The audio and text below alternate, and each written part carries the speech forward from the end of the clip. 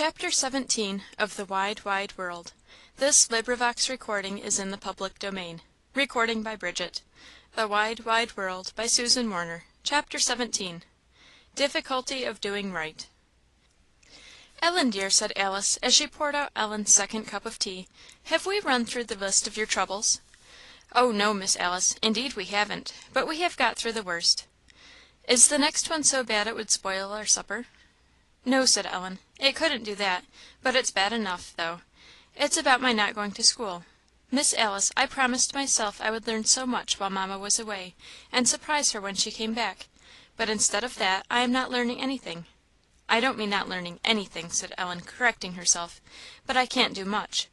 When I found Aunt Fortune wasn't going to send me to school, I determined I would try to study by myself; and I have tried, but I can't get along."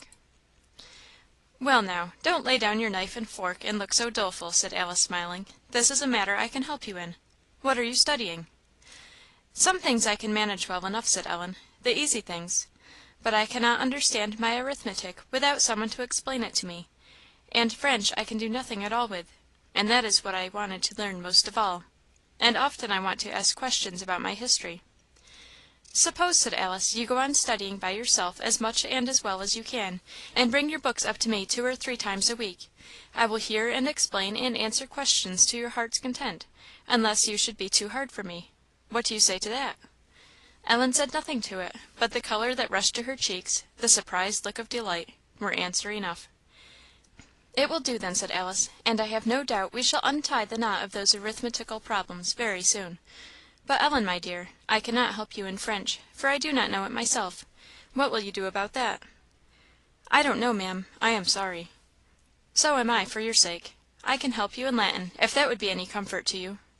"It wouldn't be much comfort to me," said Ellen, laughing. "Mamma wanted me to learn Latin, but I wanted to learn French a great deal more.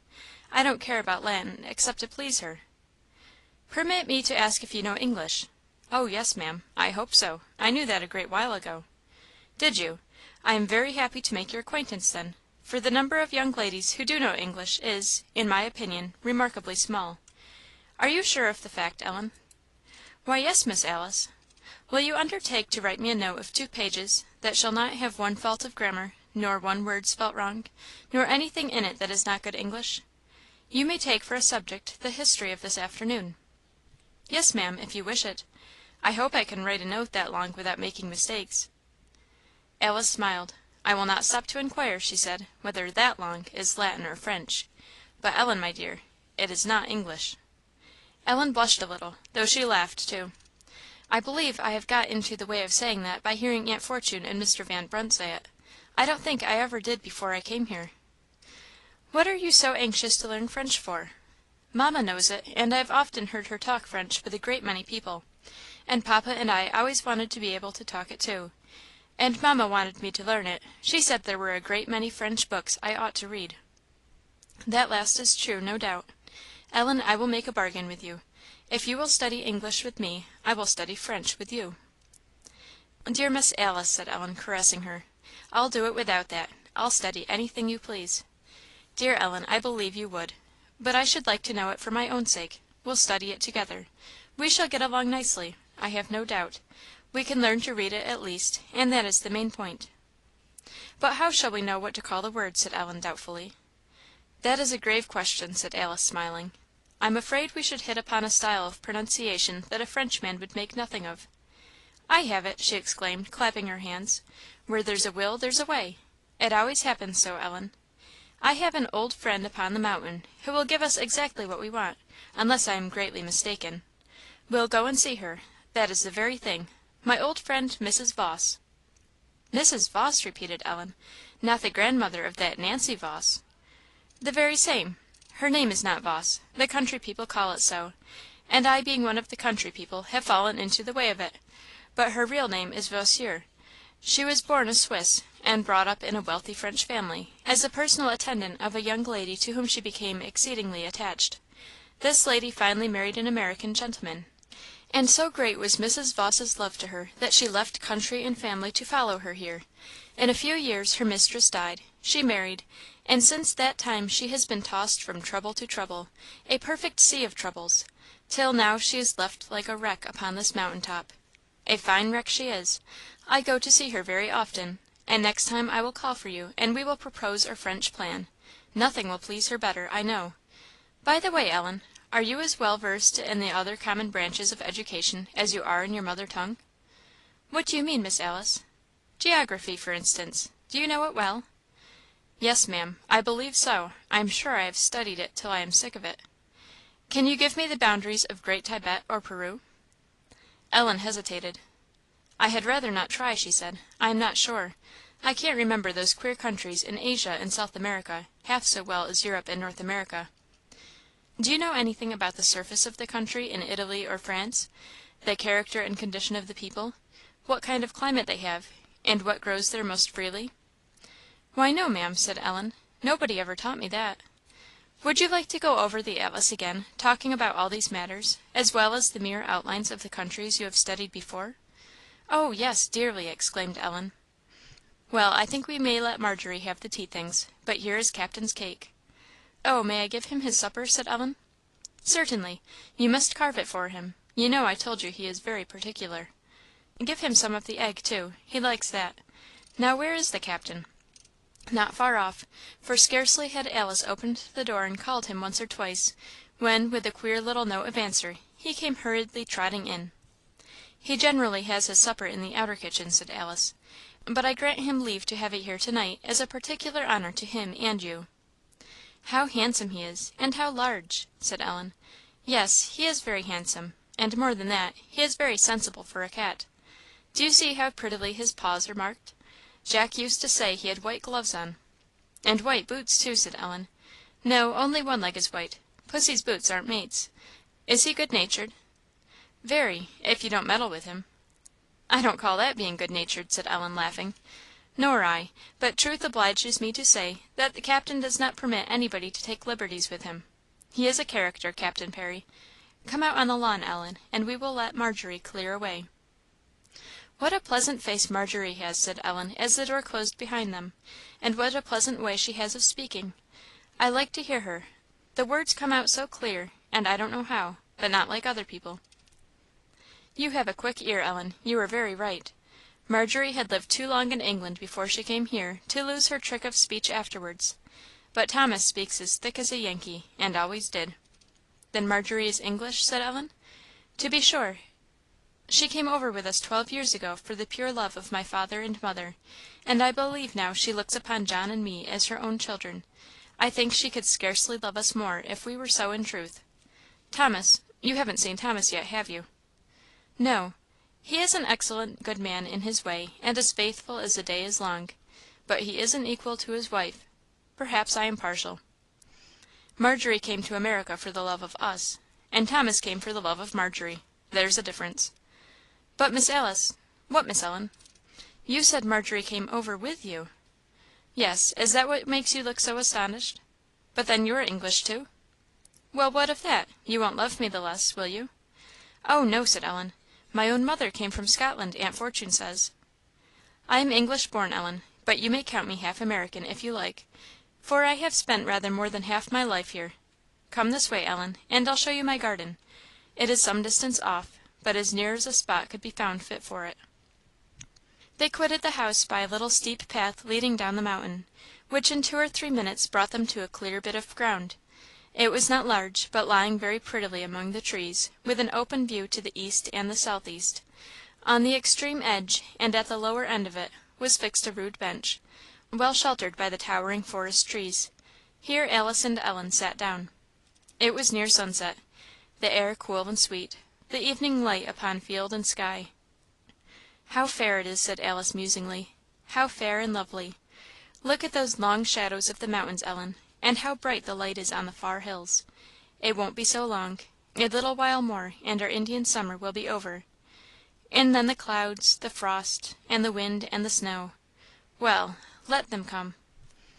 "I wish they wouldn't, I am sure," said Ellen. "I am sorry enough they are coming." "Why? All seasons have their pleasures. I am not sorry at all. I like the cold very much." "I guess you wouldn't, Miss Alice, if you had to wash every morning where I do." "Why, where is that?" "Down at the spout." "At the spout? What is that, pray?" "The spout of water, Ma'am, just down a little way from the kitchen door. The water comes in a little long, very long trough, from a spring at the back of the pig field, and at the end of the trough, where it pours out, is the spout." "Have you no conveniences for washing in your room?" "Not a sign of such a thing, Ma'am. I have washed at the spout ever since I have been here," said Ellen, laughing in spite of her vexation. "And do the pigs share the water with you?" "The pigs! Oh, no, Ma'am. The trough is raised up from the ground on little heaps of stones; they can't get at the water, unless they drink at the spring, and I don't think they do that, so many big stones stand around it." "Well, Ellen, I must say that is rather uncomfortable, even without any danger of four footed society." "It isn't so bad just now," said Ellen, "in this warm weather; but in that cold time we had a week or two back do you remember, Miss Alice? just before the Indian summer began oh, how disagreeable it was! Early in the morning, you know, the sun scarcely up, and the cold wind blowing my hair and my clothes all about; and then that board before the spout that I have to stand on, is always kept wet by the spattering of the water, and it's muddy besides, and very slippery. There's a kind of green stuff comes upon it, and I can't stoop down for fear of muddying myself. I have to tuck my clothes round me, and bend over as well as I can, and fetch up a little water to my face in the hollow of my hand; and of course I have to do that a great many times before I get enough. I can't help laughing," said Ellen, "but it isn't a laughing matter for all that." "So you wash your face and your hands, and have no pitcher but a long wooden trough? Poor child! I am sorry for you. I think you must have some other way of managing before the snow comes." "The water is bitter cold already," said Ellen. "It's the coldest water I ever saw. Mamma gave me a nice dressing box before I came away, but I found very soon this was a queer place for a dressing box to come to. Why, Miss Alice, if I take out my brush or comb, I haven't any table to lay them on but one that's too high, and my poor dressing box has to stay on the floor. And I haven't a sign of a bureau; all my things are tumbling about in my trunk." "I think if I were in your place, I would not permit that, at any rate," said Alice. "If my things were confined to my trunk, I would have them keep good order there, at least." "Well, so they do," said Ellen "pretty good order. I didn't mean tumbling about, exactly." "Always try to say what you mean, exactly. But now, Ellen, love, do you know I must send you away? Do you see, the sunlight has quitted those distant hills, and it will be quite gone soon. You must hasten home." Ellen made no answer. Alice had taken her on her lap again, and she was nestling there with her friend's arms wrapped around her. Both were quite still for a minute. "Next week, if nothing happens, we will begin to be busy with our books. You shall come to me Tuesday and Friday, and all the other days you must study as hard as you can at home, for I am very particular, I forewarn you." "But suppose Aunt Fortune should not let me come?" said Ellen, without stirring. "Oh, she will. You need not speak about it. I'll come down and ask her myself, and nobody ever refuses me anything." "I shouldn't think they would," said Ellen. "Then don't you set the first example," said Alice, laughingly. "I ask you to be cheerful and happy, and grow wiser and better every day." "Dear Miss Alice, how can I promise that?" "Dear Ellen, it is very easy. There is One who has promised to hear and answer you when you cry to him. He will make you in his own likeness again, and to know and love him and not be happy is impossible. That blessed Saviour!" said Alice. "Oh, what should you and I do without him, Ellen? As rivers of water in a dry place, as the shadow of a great rock in a weary land. How beautiful! how true! how often I think of that!" Ellen was silent, though entering into the feeling of the words. "Remember him, dear Ellen; remember your best friend. Learn more of Christ, our dear Saviour, and you can't help but be happy. Never fancy you are helpless and friendless while you have him to go to. Whenever you feel wearied and sorry, flee to the shadow of that great rock. Will you? And do you understand me?" Yes, Ma'am," said Ellen, as she lifted her lips to kiss her friend. Alice heartily returned the kiss, and pressing Ellen in her arms, said "Now, Ellen, dear, you must go. I dare not keep you any longer. It will be too late now, I fear, before you reach home." Quick they mounted the little path again, and soon were at the house, and Ellen was putting on her things. "Next Tuesday, remember; but before that, Sunday. You are to spend Sunday with me. Come bright and early." "How early?" "Oh, as early as you please before breakfast. And our Sunday morning breakfasts aren't late, Ellen. We have to set off betimes, to go to church." Kisses and good byes, and then Ellen was running down the road at a great rate, for twilight was beginning to gather, and she had a good way to go. She ran till out of breath, then walked a while to gather breath, then ran again. Running downhill is a pretty quick way of travelling. So before very long she saw her aunt's house at a distance. She walked now. She had come all the way in good spirits, though with a sense upon her mind of something disagreeable to come. When she saw the house, this disagreeable something swallowed up all her thoughts, and she walked leisurely on, pondering what she had to do, and what she was like to meet in the doing of it. If Aunt Fortune should be in a bad humour, and say something to vex me but I'll not be vexed. But it will be very hard to help it. But I will not be vexed. I have done wrong, and I'll tell her so and ask her to forgive me. It will be hard, but I'll do it. I'll say what I ought to say, and then however she takes it, I shall have the comfort of knowing I have done right. But, said conscience, you must not say it stiffly and proudly. You must say it humbly and as if you really felt and meant it. I will, said Ellen. She paused in the shed, and looked through the window to see what was the promise of things within. Not good. Her aunt's step sounded heavy and ominous. Ellen guessed she was not in a pleasant state of mind. She opened the door, no doubt of it. The whole air of Miss Fortune's figure, to the very handkerchief that was tied round her head, spoke displeasure. "She isn't in a good mood," said Ellen, as she went upstairs to leave her bonnet and cape there. "I never knew her to be good humoured when she had that handkerchief on." She returned to the kitchen immediately. Her aunt was busied in washing and wiping the dishes. "I have come home rather late," said Ellen, pleasantly. "Shall I help you, Aunt Fortune?" Her aunt cast a look at her. "Yes, you may help me. Go and put on a pair of white gloves and a silk apron, and then you'll be all ready." Ellen looked down at herself. "Oh, my merino! I forgot about that. I'll go and change it." Miss Fortune said nothing, and Ellen went. When she came back, the things were all wiped, and as she was about to put some of them away, her aunt took them out of her hands, bidding her "Go and sit down." Ellen obeyed, and was mute, while Miss Fortune dashed round with a display of energy there seemed to be no particular call for, and speedily had everything in its place, and all straight and square about the kitchen. When she was, as a last thing, brushing the crumbs from the floor into the fire, she broke the silence again. The old grandmother sat in the chimney corner, but she seldom was very talkative in the presence of her stern daughter. "What did you come home for to night? Why didn't you stay at Mr. Humphreys?" "Miss Alice didn't ask me." "That means, I suppose, that you would if she had?" "I don't know, Ma'am. Miss Alice wouldn't have asked me to do anything that wasn't right." "Oh, no, of course not. Miss Alice is a piece of perfection everybody says so; and I suppose you'd sing the same song who haven't seen her 3 times." "Indeed I would," said Ellen. "I could have told that in one seeing. I'd do anything in the world for Miss Alice." "Ay, I dare say; that's the way of it.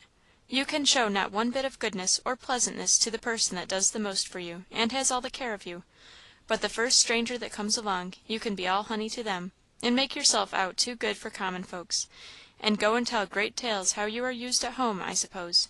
I am sick of it," said Miss Fortune, setting up the hand irons and throwing the tongs and shovel into the corner in a way that made the iron ring again. "One might as well be a stepmother at once, and done with it. Come, mother, it's time for you to go to bed." The old lady rose with the meekness of habitual submission, and went upstairs with her daughter. Ellen had time to bethink herself while they were gone, and resolved to lose no time when her aunt came back in doing what she had to do. She would fain have persuaded herself to put it off. "It is late," she said to herself; "it isn't a good time. It will be better to go to bed now, and ask Aunt Fortune's pardon to morrow." But conscience said, "First be reconciled to thy brother." Miss Fortune came downstairs presently, but before Ellen could get any words out, her aunt prevented her. "Come, light your candle and be off. I want you out of the way. I can't do anything with half a dozen people about." Ellen rose. "I want to say something to you first, Aunt Fortune." "Say it, and be quick. I haven't time to stand talking." "Aunt Fortune," said Ellen, stumbling over her words, "I want to tell you that I know I was wrong this morning, and I am sorry, and I hope you'll forgive me." A kind of indignant laugh escaped from Miss Fortune's lips. "It's easy talking; I'd rather have acting. I'd rather see people mend their ways than stand and make speeches about them. Being sorry don't help the matter much." "But I will try not to do so any more," said Ellen. "When I see you don't, I shall begin to think there is something in it. Actions speak louder than words. I don't believe in this jumping into goodness all at once." "Well, I will try not to, at any rate," said Ellen, sighing. "I shall be very glad to see it. What has brought you into this sudden fit of dutifulness and fine talking?" "Miss Alice told me I ought to ask your pardon for what I had done wrong," said Ellen, scarce able to keep from crying. "And I know I did wrong this morning, and I did wrong the other day about the letter, and I am sorry, whether you believe it or no." "Miss Alice told you, did she? So all this is to please Miss Alice. I suppose you were afraid your friend Miss Alice would hear of some of your goings on, and thought you had better make up with me is that it?" Ellen answered, "No, Maam," in a low tone, but had no voice to say more. "I wish Miss Alice would look after her own affairs, and let other people's houses alone. That's always the way with your pieces of perfection; they're eternally finding out something that isn't as it ought to be among their neighbours. I think people that don't set up for being quite such great things get along quite as well in the world." Ellen was strongly tempted to reply, but kept her lips shut. "I'll tell you what," said Miss Fortune, "if you want me to believe that all this talk means something, I'll tell you what you shall do. You shall just tell Mr. Van Brunt to morrow about it all, and how ugly you have been these 2 days, and let him know you were wrong and I was right. I believe he thinks you cannot do anything wrong, and I should like him to know it for once." Ellen struggled hard with herself before she could speak. Miss Fortune's lips began to wear a scornful smile. "I'll tell him," said Ellen at length "I'll tell him I was wrong, if you wish me to." "I do wish it. I like people's eyes to be opened. It'll do him good, I guess, and you too. Now have you anything more to say?" Ellen hesitated. The colour came and went. She knew it wasn't a good time, but how could she wait? "Aunt Fortune," she said, "you know I told you I behaved very ill about that letter. Won't you forgive me?" "Forgive you? Yes, child; I don't care anything about it." "Then you will be so good as to let me have my letter again?" said Ellen, timidly. "Oh, I can't be bothered to look for it now. I'll see about it some other time. Take your candle and go to bed now, if you've nothing more to say." Ellen took her candle and went. Some tears were wrung from her by hurt feeling and disappointment, but she had the smile of conscience, and, as she believed, of Him whose witness conscience is. She remembered that "great rock in a weary land," and she went to sleep in the shadow of it. The next day was Saturday. Ellen was up early, and after carefully performing her toilet duties, she had a nice long hour before it was time to go down stairs. The use she made of this hour had fitted her to do cheerfully and well her morning work, and Ellen would have sat down to breakfast in excellent spirits, if it had not been for her promised disclosure to Mr. Van Brunt. It vexed her a little. "I told Aunt Fortune that was all right; but why should I be obliged to tell Mr. Van Brunt? I don't know. But if it convinces Aunt Fortune that I am in earnest, and meant what I say, then I had better." Mr. Van Brunt looked uncommonly grave, she thought; her aunt, uncommonly satisfied. Ellen had more than half a guess at the reason of both, but make up her mind to speak she could not, during all breakfast time. She ate without knowing what she was eating. Mr. Van Brunt at length, having finished his meal without saying a syllable, arose, and was about to go forth, when Miss Fortune stopped him. "Wait a minute, Mr. Van Brunt," she said; "Ellen has something to say to you. Go ahead, Ellen." Ellen felt rather than saw the smile with which these words were spoken. She crimsoned and hesitated. "Ellen and I had some trouble yesterday," said Miss Fortune, "and she wants to tell you about it." Mr. Van Brunt stood gravely waiting. Ellen raised her eyes, which were full, to his face. "Mr. Van Brunt," she said, "Aunt Fortune wants me to tell you what I told her last night that I knew I behaved as I ought not to her yesterday, and the day before, and other times." "And what made you do that?" said Mr. Van Brunt. "Tell him," said Miss Fortune, colouring, "that you were in the wrong, and I was in the right; then he'll believe it, I suppose." "I was wrong," said Ellen. "And I was right," said Miss Fortune. Ellen was silent. Mr. Van Brunt looked from one to the other. "Speak," said Miss Fortune; "tell him the whole, if you mean what you say." "I can't," said Ellen. "Why, you said you were wrong," said Miss Fortune; "that's only half the business. If you were wrong, I was right; why don't you say so, and not make such a shilly shally piece of work of it?" "I said I was wrong," said Ellen, "and so I was; but I never said you were right, Aunt Fortune, and I don't think so." These words, though moderately spoken, were enough to put Miss Fortune in a rage. "What did I do that was wrong?" she said. "Come, I should like to know. What was it, Ellen? Out with it; say everything you can think of. Stop and hear it, Mr. Van Brunt. Come, Ellen, let's hear the whole." "Thank you, Maam, I've heerd quite enough," said that gentleman, as he went out and closed the door. "And I have said too much," said Ellen; "pray forgive me, Aunt Fortune. I shouldn't have said that if you hadn't pressed me so. I forgot myself a moment. I am sorry I said that." "Forgot yourself!" said Miss Fortune. "I wish you'd forget yourself out of my house. Please to forget the place where I am for to day, anyhow. I've got enough of you for one while. You had better go to Miss Alice and get a new lesson, and tell her you are coming on finely." Gladly Ellen would, indeed, have gone to Miss Alice, but as the next day was Sunday, she thought it best to wait. She went sorrowfully to her own room. "Why couldn't I be quiet?" said Ellen. "If I had only held my tongue that unfortunate minute! What possessed me to say that?"